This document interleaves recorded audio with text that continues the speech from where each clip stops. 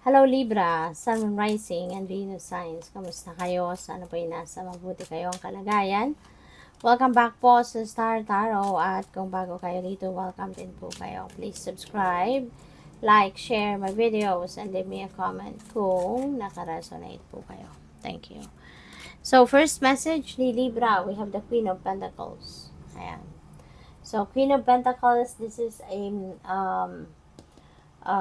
a mother archetype, si Queen of Pentacles.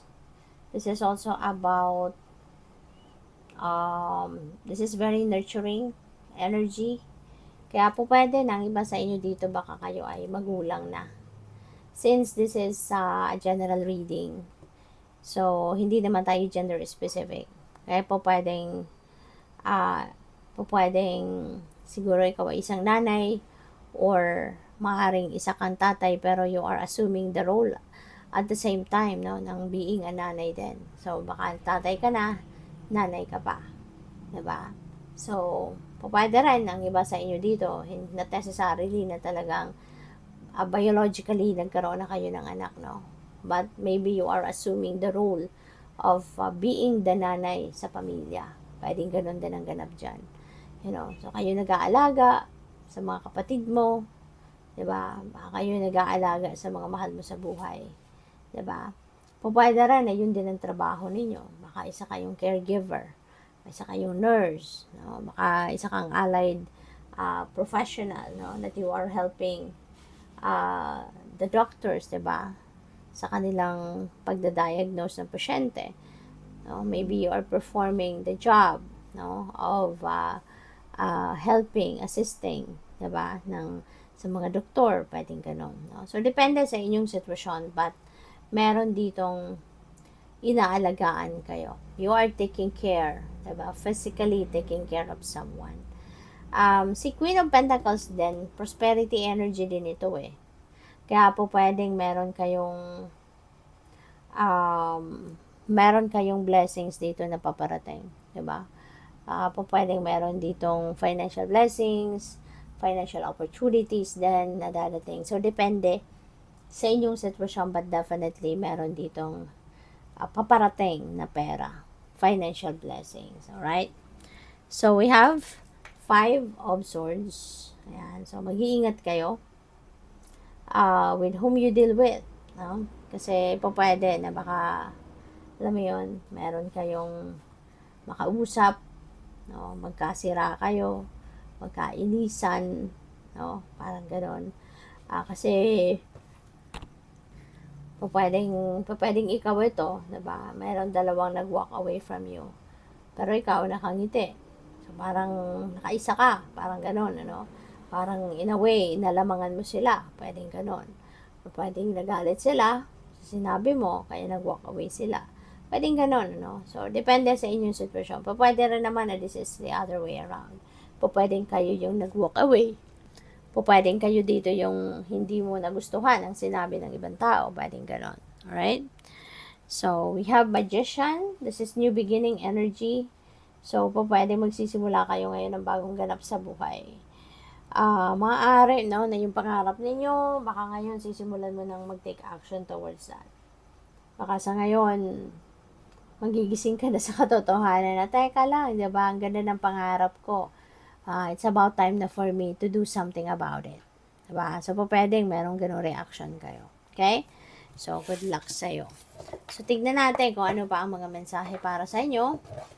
Maraming salamat muna for subscribing. And if you haven't subscribed yet, subscribe na kayo. And maraming salamat din for not skipping the ads. Okay? Kasi malaking bagay po yan sa akin. And also, please click the join button sa baba ng video kung gusto po ninyo na mag-join sa membership. Salamat! So, we have rainbow blessings, miracles. Wow, gaganda, diba? And meron tayong begin now. So, this is new beginning energy din.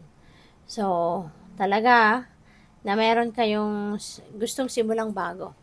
You are embracing something new in your life. No? You are about to start something new sa ngayon. So, which is good. No? Habang ang opportunity nandiyan dyan, ginaganahan na kayo na magsimula, mag-start na kung anumang endeavor ito, go for it. Huwag na kayong magpatumpik-tumpik pa, huwag na kayong magdalawang isip pa. Okay? Go for it. So we also have miracles. Expect the wondrous to emerge. Okay? So there are miraculous events, miraculous moments dito na po pwedeng mag-unfold sa buhay ninyo. So this could be answered prayers. Po pwedeng mga sagot ito sa inyong mga dasal, diba? It will come in the form of miracles. Rainbow blessings are showering your life. Maraming blessings, maraming biyaya ang dadating, Libra. Maraming biyaya ang pwedeng mag-unfold sa buhay ninyo at this time. Okay? Maraming blessings ang dadating. Maraming blessings ang mag-unfold sa buhay ninyo. Kaya good luck sa'yo. At wag ninyong kakalimutang magpasalamat, diba? Sa mga biyayang ito. So, what else? We have desert passage. Trust there's a divine plan. Ayan. So, lagi lang kayo magtiwala. Diba? Magtiwala kayo sa sacred plan. Lagi ninyong isipin, no, na bawat isa sa atin mayroong perfect plan ang universe, no, para sa bawat isa sa atin. Kaya, iba-iba tayo ng sitwasyon sa buhay kasi iba-iba yung plano niya para sa atin, iba-iba yung path na dinadaanan natin, 'di ba? Iba-iba yung mga challenges, no, na nararanasan natin, 'di ba? Kaya magtiwala ka lang regardless sa kung ano man ang nangyayari sa buhay mo, whether it is not favorable for you at times, magtiwala ka lang sa plano niya. Kasi lahat ng 'yan na nangyayari sa buhay mo, sa buhay natin, it is part of the divine plan. It is part of plano niya para sa lahat sa atin. Okay? And in the end, it is for our highest good, even if nakikita mo siguro, napapansin mo na hindi paborable sa iyo nangyayari sa ngayon, but eventually things are going to change for the better. Okay? Thank you for watching. Love and light. Namaste.